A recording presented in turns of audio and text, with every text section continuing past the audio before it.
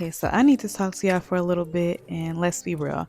How many times have you started a fitness journey, got super motivated, went all in, just to fall off a few weeks later? And then boom, you're back at square one, you're mad at yourself, and you're wondering why you cannot stay consistent. So, you're probably thinking that your problem is your workout plan or your diet, or maybe you tell yourself that you need more discipline, more motivation, or more time, right? But the real reason why you keep failing is not your body, it's your mind. Okay? Most people don't realize that your subconscious mind controls almost everything that you do. So, from your habits, your cravings, and your motivation.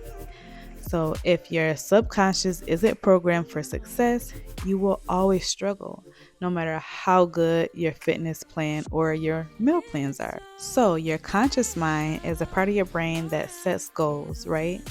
That's the part of you that says, I want to lose weight, I'm going to hit the gym 5 times a week. But your subconscious mind, that's the part of you that runs on autopilot. It's that part of you that decides whether you're going to wake up and work out or if you're going to hit snooze, right? It's the part of you that suddenly craves sugar when you said that you were eating clean. And guess what?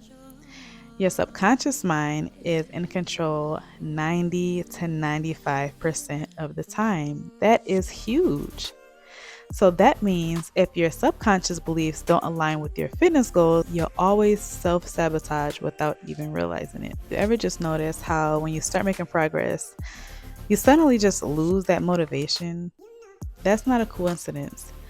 Your brain is wired to avoid discomfort, believe it or not. So the second you try to break a habit, your mind panics. The second you try to push yourself, your mind tells you to take it easy. And the second you try to grow, that mind of yours tries to pull you back into what feels familiar. And that's why you see people lose weight, they get super fit, and they gain it all back. So their body changed, but their mindset stayed the same. Their subconscious still saw them as the same old person. So their habits put them right back to square one where they first started. So this is why I say if you do not change the way you think, you will always fall back into old patterns. Always. And I'm also going to tell you my personal story. So I know this firsthand because I lived through it. And this is my pregnancy story. And this has a lot to do with mindset. When I was pregnant with my now 9-year old, I didn't work out at all.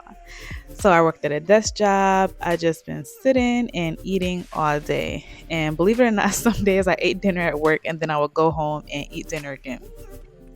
Y'all, I remember that time when I ate a whole box of Little Caesars pizza by myself in one sitting. And you know what everybody told me? They was like, you're pregnant, girl. You deserve to eat a lot. You need to eat twice as much for the baby. You shouldn't be working out. You should be resting, girl. Take that time. And your girl believed it. So I thought I was taking care of myself, right? But let me tell you something. That pregnancy was hard.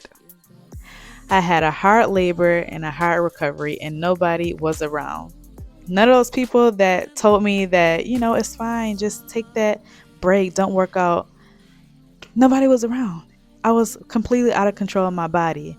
So let's fast forward to now when I had my 5-year old and my 2-year old. I worked out my entire pregnancy. I stayed consistent and I stayed healthy. And the difference was unreal, y'all. When I tell you, when I was pregnant with my 2-year old, I stayed consistent with strength training, nutrition, and I could not believe how much healthier my pregnancy was. I didn't experience postpartum depression, and I bounced back like that, y'all. And what shocked me the most, I didn't plan for this, but I actually had a natural birth for the first time with no pain medication at all. And I pushed my baby out in one push. That's it.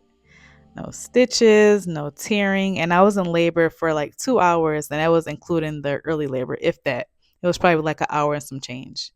So then I realized that taking care of myself wasn't just about me, but It was about being healthy for my baby too. And that dedication and that mindset shift made all the difference. So, this is how you're going to reprogram your mind for fitness success. How do you stop this cycle?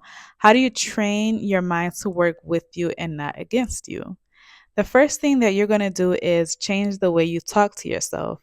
So your mind listens to everything you say. So if you constantly say, I'm going to fail, I hate working out, or eating clean is too hard, that subconscious mind takes that as command and makes it true. So, what I want you to do instead, you're going to start talking to yourself in a positive way, and you're going to start saying things like, I'm someone who takes care of my body, I'm learning to enjoy working out, and I'm becoming more disciplined every day. Your subconscious doesn't know the difference between reality and what you tell it. It just follows the script that you give it and it's going to run with it. The next thing that you're going to do is stop relying on motivation. Motivation is a feeling, and feelings come and go. If you only work out when you feel like it, you're going to always fail. And the other thing that you need to realize is success comes from showing up even when you do not feel like it. And that's the difference between people who succeed and people who keep restarting. The next thing that I want you to do is get rid of negative influences. If you're surrounded by people who don't support your goals, always complain, or make you feel bad for wanting more, guess what? It's time to distance yourself. But the more negativity you're around, the harder it will be for you to grow.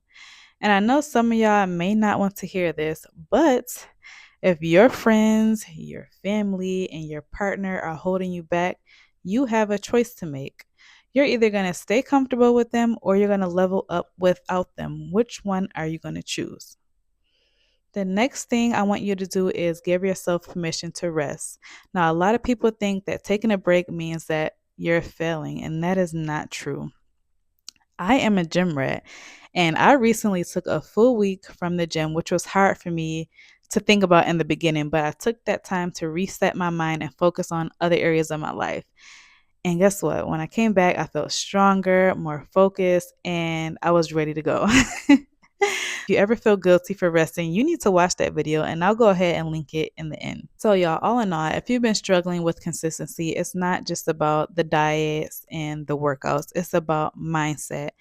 So, that is exactly why I put together a free ebook called 5 Mindset Shifts You Need to Lose Weight and Stay Motivated. And these are the exact shifts that I made that helped me go from feeling stuck and unmotivated to losing 50 pounds in 4 months and actually keeping it off. So go ahead and click the link in the description to grab that free ebook. Also, if you want to dive deeper on this topic, go ahead and check out my 7 Mindset Shifts and Myths to Avoid video. And I'll go ahead and link that up here. If this video helped you, hit that like button, subscribe, and drop a comment letting me know what part hit home the most. I'll see you in the next one. Bye.